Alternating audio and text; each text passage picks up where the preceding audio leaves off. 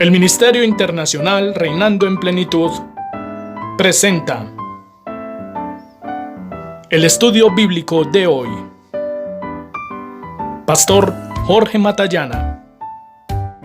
Amados hermanos, amada iglesia, muy buenas noches. Bienvenidos al estudio bíblico de hoy. Hemos venido estudiando las dispensaciones bíblicas y como ya sabemos, estamos ya en la cuarta parte hoy de la dispensación de la gracia, o dispensación de la iglesia, o dispensación del Espíritu Santo, que tiene una duración de 2000 años que, como veremos más adelante, se cuentan a partir del año 33 después de Cristo, cuando Jesús fue crucificado y cuando en ese mismo año el Espíritu Santo descendió sobre los como 120 discípulos que oraban en Jerusalén, en lo que conocemos como el aposento alto. Hemos visto que esta dispensación trajo una división entre gentiles, Israel y la iglesia, que somos nosotros, compuesta por los judíos que han creído en Cristo y por los gentiles de toda la tierra que han recibido al Señor como su Salvador personal. Hemos entendido que en esta dispensación no es por obras la salvación para que nadie se gloríe, sino por medio de la fe en el sacrificio único que Jesús hizo en la cruz del Calvario al morir por nuestros pecados, y demanda de nosotros el recibirlo en nuestros corazones como nuestro Señor y como nuestro Salvador, y vivir para Él consecuentemente, según nos enseñan las Escrituras. Esta noche vamos a hablar de las consecuencias de no recibir la gracia de Dios por rechazar justamente a Cristo. En el libro de Mateo, capítulo 21, hay una parábola que el Señor utiliza para enseñarle a sus discípulos y a su iglesia, que llamó los labradores malvados.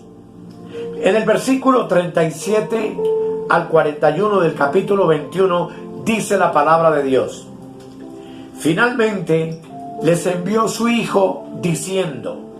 Y cuando estamos hablando de esto, Cristo no ha ido a la cruz y está enseñando aquí en la tierra, cuando estuvo en carne, lo que habría de acontecer en el futuro. Esta es una parábola profética. Dice: finalmente les envió su Hijo diciendo: tendrán respeto a mi Hijo. Mas los labradores, cuando vieron al Hijo, dijeron entre sí: este es el heredero, venid, matémosle y apoderémonos de su heredad. Y tomándole, le echaron fuera de la viña y le mataron. Cuando pues el Señor venga, ¿qué hará a aquellos labradores? Le dijeron: a los malos destruirá sin misericordia. Y amados hermanos, ciertamente todo esto tiene que ver con la nación de Israel. Anteriormente, en el mismo capítulo, Dios habla a través de Jesucristo diciendo que envió profetas, que envió hombres advirtiendo de lo que vendría sobre la tierra, y que cuando vino el Hijo de Dios al pueblo de Israel, estos labradores malvados, cuando lo vieron, dijeron: este es el heredero, venid, matémoslo, apoderémonos de su heredad. Y sacándolo fuera de la viña, lo asesinaron. Ya lo vimos en la parte anterior, en la parte 3, que intervino Poncio Pilato, Herodes el rey de Israel, los gentiles y en sí todo Israel, en la muerte de nuestro Señor Jesucristo. Y que su muerte fue lo que trajo por consecuencia, con su resurrección, la dispensación de la gracia. Israel rechazó a Jesús. Como consecuencia, la nación de Israel dejó de ser nación en el año 70, cuando las tropas romanas, dirigidas por Tito, hijo del emperador Vespasiano, destruyeron a Jerusalén y los judíos fueron esparcidos por toda la tierra, finalizando su existencia como nación. Tremendo juicio. Más de 6 millones de judíos fueron asesinados y esclavizados en las galeras de los barcos romanos, y miles fueron esparcidos sobre la faz de la tierra. Hasta 1948, cuando se produjo la resolución de la ONU que volvió a reconocer a Israel como nación, y comenzaron a regresar al territorio de Palestina, de lo cual no vamos a hablar ahora. Lo cierto es que el juicio de Dios vino sobre Israel, y como consecuencia entonces vino también la gracia de Dios, la era de la iglesia. En Juan capítulo 3, versículo 36, dice la palabra: el que cree en el Hijo tiene vida eterna, pero el que rehúsa creer en el Hijo no verá la vida, sino que la ira de Dios está sobre él. Este texto es suficientemente claro para entender que tú y yo, si queremos la salvación en esta época final, que veremos más adelante, que estamos tan cerca de el evento final del arrebatamiento de la iglesia y de los 7 años de la tribulación, es creer en el Hijo. El que cree en el Hijo tiene vida eterna. Pero si cualquier ser humano rehúsa creer en Él, no verá la vida, sino que dice la Escritura con claridad que la ira de Dios está sobre él. En Juan capítulo 15, versículo 22 y 23, la Escritura dice: si yo no hubiera venido ni les hubiera hablado, no tendrían pecado. Está hablando Jesús. Pero ahora no tienen excusa por su pecado. El que me aborrece a mí, también a mi Padre aborrece. En primera de Juan capítulo 5, versículos 10 al 12, dice la palabra: el que cree en el Hijo de Dios tiene el testimonio en sí mismo. El que no cree a Dios le ha hecho mentiroso, porque no ha creído en el testimonio que Dios ha dado acerca de su Hijo. Y este es el testimonio, que Dios nos ha dado vida eterna, y esta vida está en su Hijo. El que tiene al Hijo tiene la vida. El que no tiene al Hijo de Dios no tiene la vida.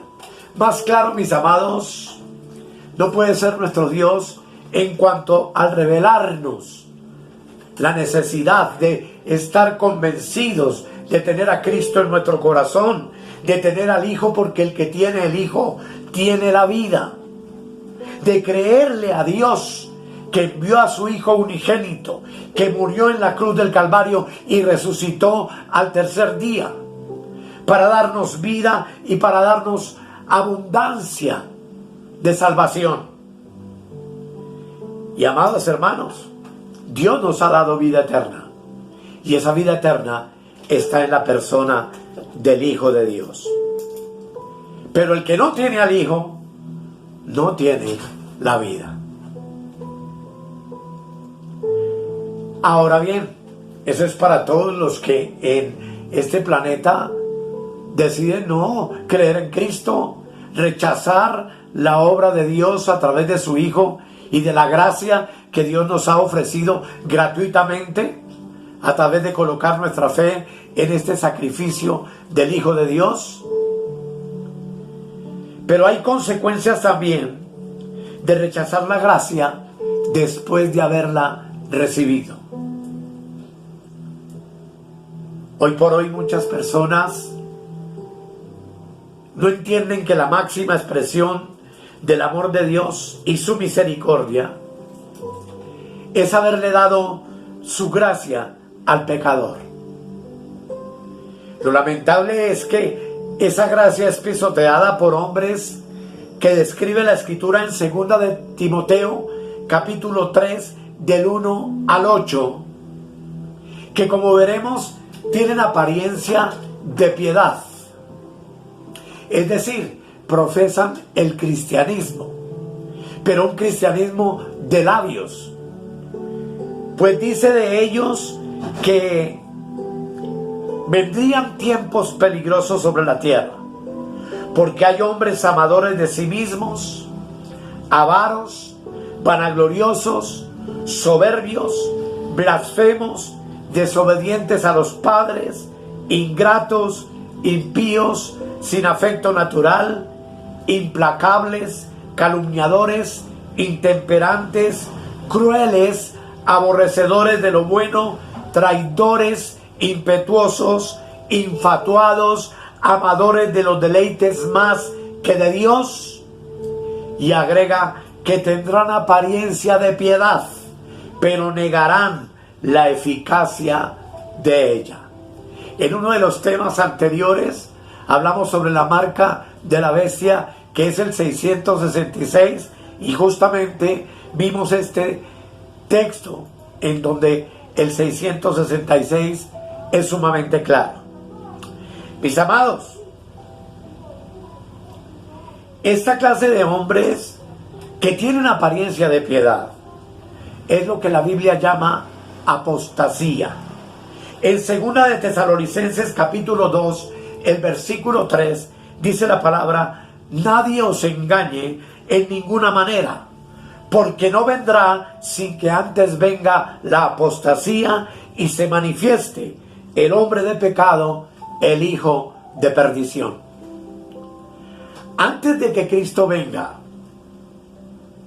para levantar su iglesia, antes de que el anticristo, que es el hombre de pecado, se manifieste para los 7 años de la tribulación que veremos más adelante, el Señor nos advierte acerca de la apostasía que habría de venir sobre la iglesia. Hoy estamos viviendo esos tiempos. Hoy es claro, mis amados hermanos, que nos encontramos rodeados de hombres ávaros, vanagloriosos, soberbios, blasfemos, desobedientes a los padres, ingratos, impíos, sin afecto natural, implacables, calumniadores, intemperantes, crueles, aborrecedores de lo bueno, traidores, impetuosos, infatuados y amadores de los deleites más que de Dios, que tendrán apariencia de cristianos, de religiosos, apariencia de piedad, pero con sus vidas negarán la eficacia de ella. En 2 de Tesalonicenses capítulo 2, versículo 3, lo volvemos a leer, dice: nadie os engañe en ninguna manera, porque no vendrá quien Cristo sin que antes venga la apostasía y se manifieste el hombre de pecado, que como veremos es el anticristo, el hijo de perdición.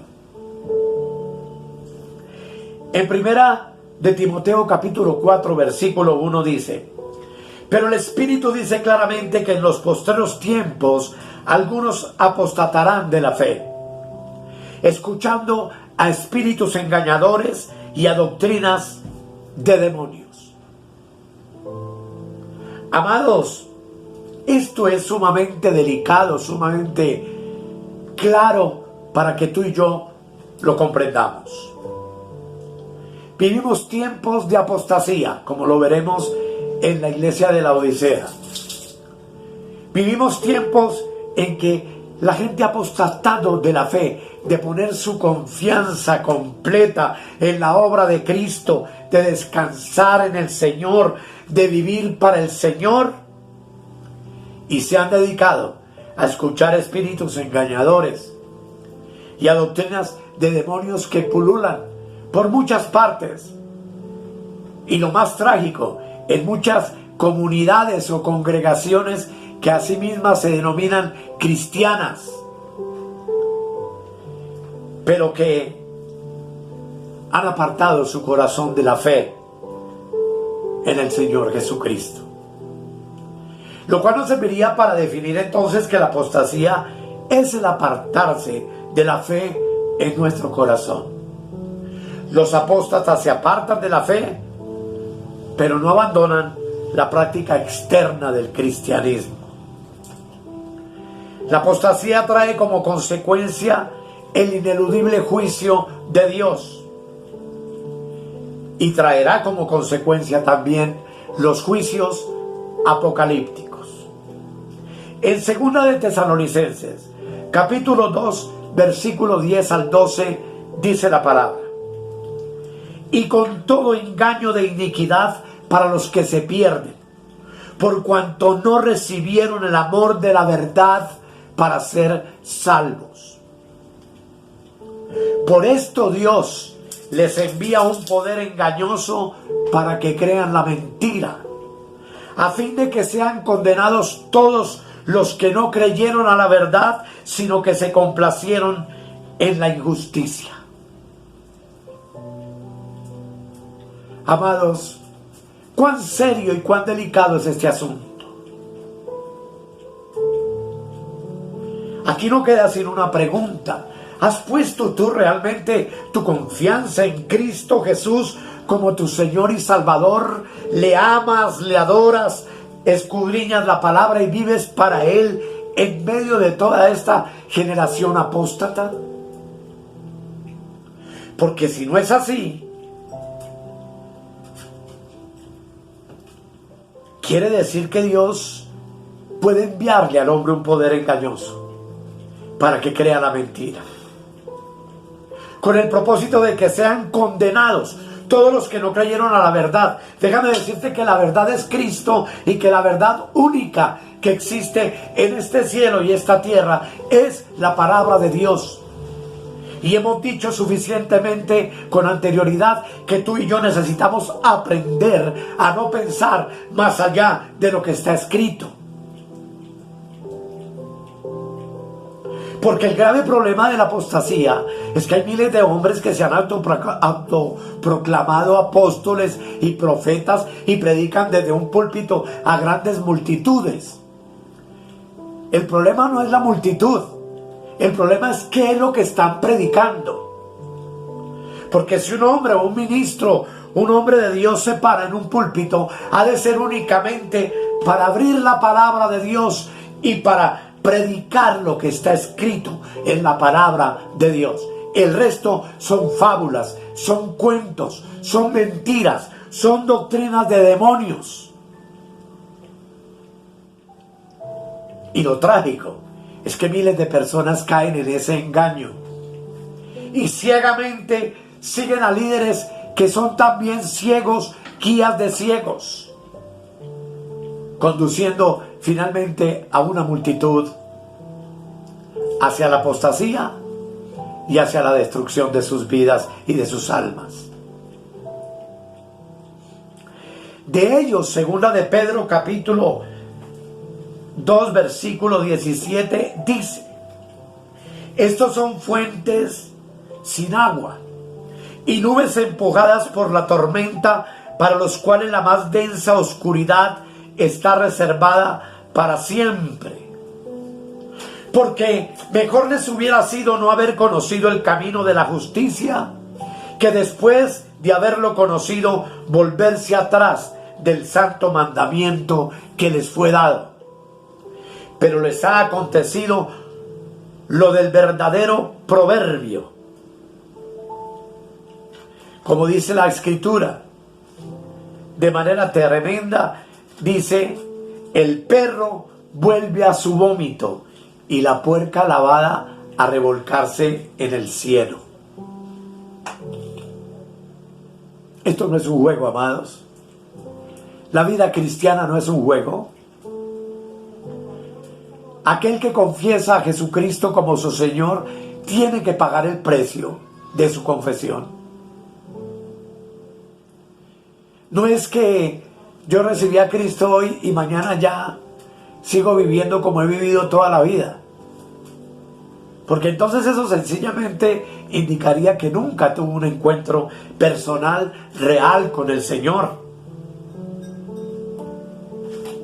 Y yo conocí en mi ministerio pastoral mucha gente que pasaba un domingo, un sábado o en la calle donde trabajamos por años predicando el Evangelio, que pasaban al frente y recibían aparentemente a Cristo como su Señor y Salvador personal, pero que nunca experimentaron el nuevo nacimiento. Personas en las que nunca hubo un cambio genuino y real. Personas que quizá nos acompañaron por años dentro de una congregación local, pero que tarde o temprano se fueron diluyendo y fueron volviendo atrás y fueron volviendo a la vida del mundo. Y yo me preguntaba, seguramente fue que no nacieron de nuevo. Y es que uno puede ser religioso, y es que uno puede decir que cree en Dios y en Cristo, pero del dicho al hecho, como dice el dicho popular, hay mucho trecho. Esto, amados, es absolutamente serio. Dice Pedro que mejor les hubiera sido no haber conocido el camino de la justicia, que después de haberlo conocido, volverse atrás del santo mandamiento que les fue dado. Y dice, les ha acontecido lo del verdadero proverbio, y compara al que vuelve atrás con un perro y con un cerdo.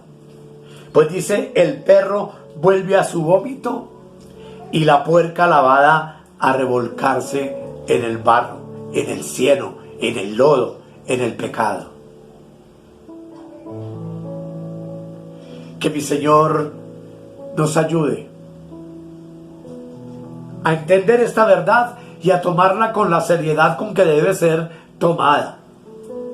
En Judas 11:15 dice la palabra de Dios: para hacer juicio contra todos y dejar convictos a todos los impíos de todas sus obras impías que han hecho impíamente, y de todas las cosas duras que los pecadores impíos han hablado contra él. Hace muchos años pude enseñar y descubrir en la palabra que el impío no está fuera de la iglesia, está, entre comillas, de la iglesia, está adentro. Que el impío nunca se consagra, que va y viene como nube sin agua. Y lo lamentable de todo esto es que proféticamente, mis amados, el libro de Apocalipsis nos muestra dos tipos de iglesias. Cuando tengamos la oportunidad, estaremos viendo que las últimas palabras de Cristo están en Apocalipsis capítulo 2 y 3. Y son los mensajes a las 7 iglesias. Y 7 es el número completo, igual que las 7 dispensaciones. Y estas 7 iglesias revelan el carácter de la iglesia en cada una de las etapas por las que ha tenido que pasar. Siendo la sexta iglesia, que es la iglesia de Filadelfia, la iglesia del rapto, la iglesia del arrebatamiento, y siendo la iglesia de la Odisea, la iglesia apóstata, que coexisten hoy ambas. Dice en Apocalipsis 3, 14 al 16, lo siguiente: y escribe al ángel, hablando de la iglesia de la Odisea, de la iglesia apóstata de hoy, dice, y escribe al ángel de la iglesia en la Odisea: he aquí el amén, el testigo fiel y verdadero, el principio de la creación de Dios, dice esto. Está hablando Cristo personalmente. yo conozco tus obras, que ni eres frío ni caliente. Ojalá fueses frío o caliente. Pero por cuanto eres tibio y no frío ni caliente, te vomitará de mi boca. Te vomitaré de mi boca. Hermanos amados, qué responsabilidad inmensa la que tenemos. Porque o somos fríos o somos calientes. Pero tibios somos un vomitivo para Dios. Y Dios ha dicho que nos vomitará de su boca, y eso es un juicio tremendo. Y explica por qué. Dice, porque tú dices, yo soy rico y me he enriquecido y de ninguna cosa tengo necesidad. Y si tú miras bien, la iglesia apóstata moderna se ha dedicado a predicar eso. La prosperidad, la riqueza, el bienestar en la tierra, el adquirir posesiones, el tener dinero. Y muchos de esos pastores modernos se han enriquecido tremendamente. Y creen que no tienen necesidad de nada. Pero Dios, a través de Cristo, que lo ve todo, dice, y no sabes que tú eres un desventurado, miserable, pobre, ciego y desnudo. Y es que, amado, las riquezas no son garantía de nada, de la bendición de Dios. No. Los pastores modernos se han encargado de enseñarle a la gente que el ser próspero y el ser rico es una garantía de que Dios está con ellos. Y eso es una mentira absoluta. De tal manera que la palabra de Dios dice que, por tanto, versículo 18, yo te aconsejo que de mí compres oro refinado en fuego, para que seas rico, y vestiduras blancas para vestirte, y que no se descubra la vergüenza de tu desnudez, y unge tus ojos con colirio para que veas.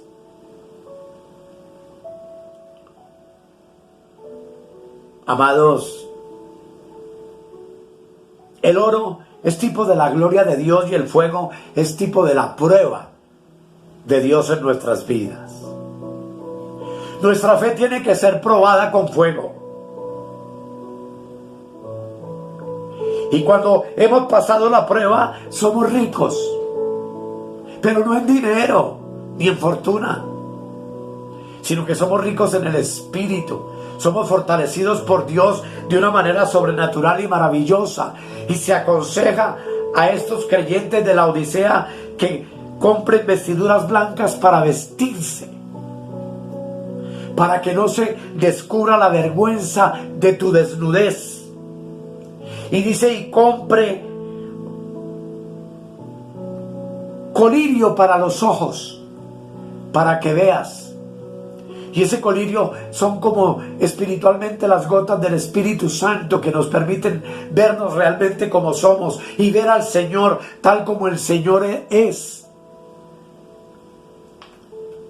Ese colirio nos permite entender la Escritura, comprender la verdad del Evangelio, entender que si somos tibios no tenemos ni arte ni parte en el reino de Dios.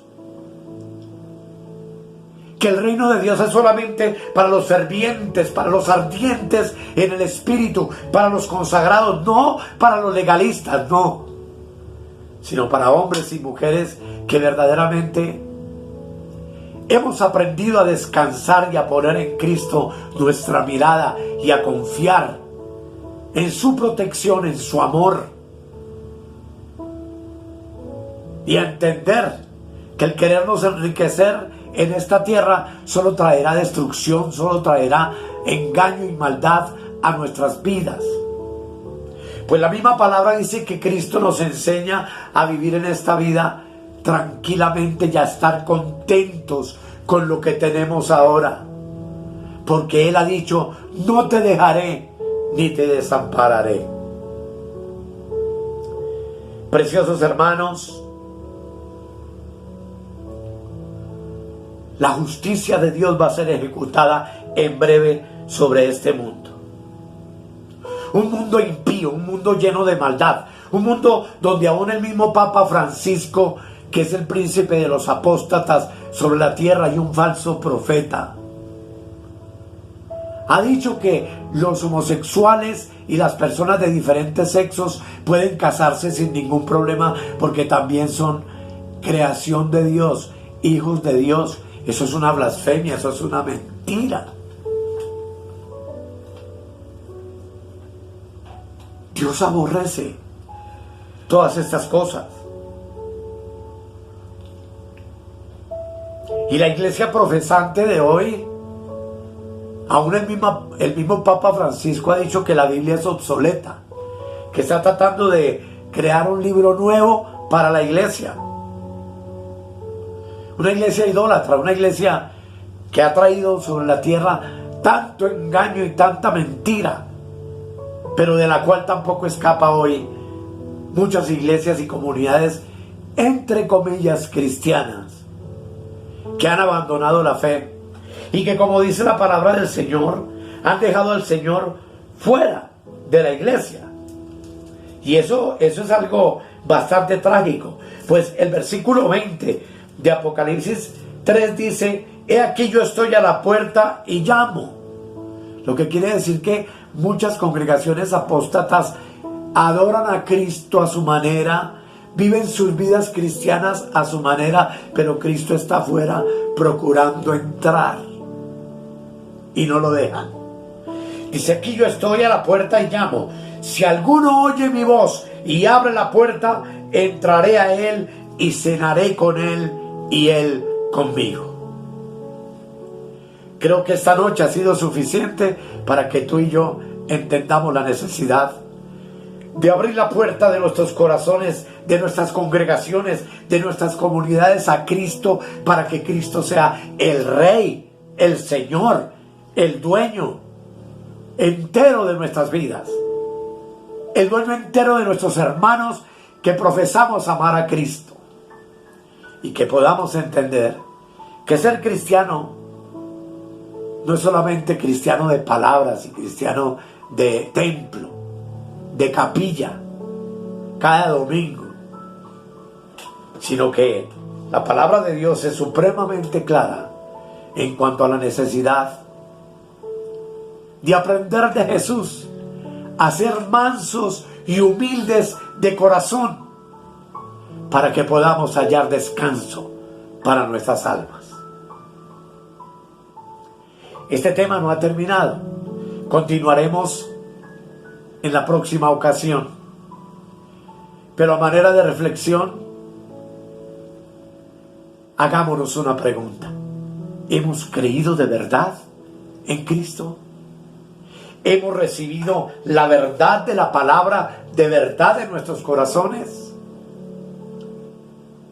Porque si no lo hemos hecho, y porque si de los púlpitos cristianos solamente escuchamos progreso y materialismo y afianzarnos en esta tierra como si fuera nuestra, vamos a estar sometidos a un poder engañoso y, sin darnos cuenta, a estar escuchando doctrinas de demonios. Que el Señor nos ayude, y continuaremos en el próximo segmento. Vamos a orar. Amado Dios, yo sé que esto no es sencillo, que tu palabra es sumamente clara y sumamente exigente, que ser cristiano no es ir a una iglesia o tener un pastor, sino que es realmente un estilo de vida diferente. Es ser hijo de Dios. Es vivir conforme Jesús nos enseñó a vivir. Y por eso tenemos la tarea por delante de escudriñar las Escrituras, porque a nosotros nos parece que en ellas tenemos la vida eterna. entendiendo que la vida eterna es conocimiento y entendimiento de Dios el Padre y de Jesucristo el Hijo, a quien Dios envió como propiciación por nuestros pecados. Perdónanos, Señor, por nuestra liviandad. Perdónanos, Señor, porque no hemos entendido que no hay opción.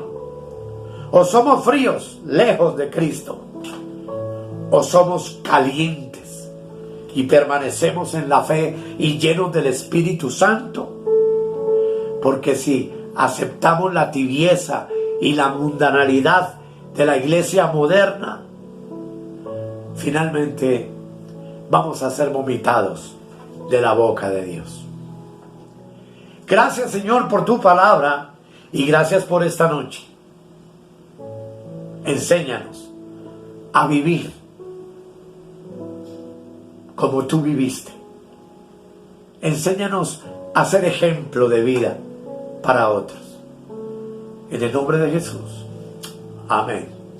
Amén y amén. Amados, continuamos en el próximo segmento. Muchas gracias por su atención y muchas bendiciones. Escudriñad las Escrituras, porque a vosotros os parece que en ellas tenéis la vida eterna, y ellas son las que dan testimonio de mí. Si necesitas oración o tienes alguna inquietud, contáctenos al 314-585-2864. Suscríbete en nuestro canal de YouTube o escríbenos al correo electrónico reinandoenplenitud@gmail.com. Bendiciones para todos y hasta la próxima.